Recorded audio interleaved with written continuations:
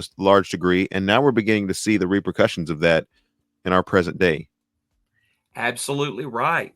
And that's why for my world, with that worldview that I think is very basic, given in Genesis, not very clear, it's the starting point, because that was God's starting point. So if it's God's starting point of government, because that's when human government is basically instituted to one degree or another from God informing it. That's the first time that God informs human government. Is there in Genesis 9.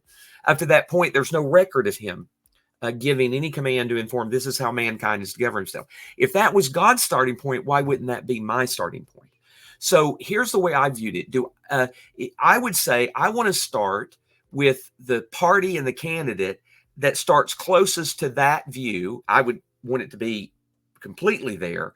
And then we can argue, and I would want to work within that of thinking about all the other views that are there. Should we care for it? Let's think about, they'll say, well, if we really care about abortion, then we should be helping it be easier for women to have babies and provide health care and all kinds of other things.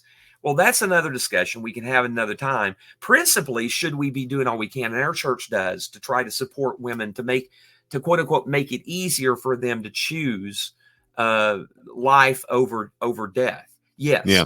And there will be lots of debate on how that works out in society. And I get it. A woman should be responsible. She shouldn't, just like a man should in reproducing, and all of those things, those arguments and biblical principles we could go to. But the starting point is thou shalt not murder. That's the starting point.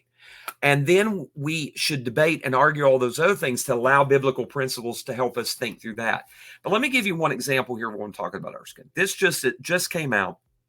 So I'll mention who the individual is. It's Dwight McKissick just tweeted this morning. And listen, you're on it. I love Dwight. Relevant news. It's breaking news. So I love Dwight McKissick. I've eaten broken bread with him in the past. I do it again.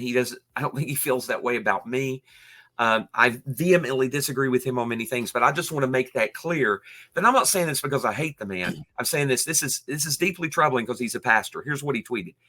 He talked about how a lot of Christians, particularly Calvinists, he says, who would not vote for Kamala. Did he put Calvinists in quotes? Well, an unspoken reality is that there are voters among us, many in the Calvinist camp. Oh, okay. Yeah. Okay. In your face. In your face. Yeah. Who would not vote for Kamala simply because she's a woman. And then he says, my point is to place a glass ceiling on women in politics based on their gender is as evil as abortion.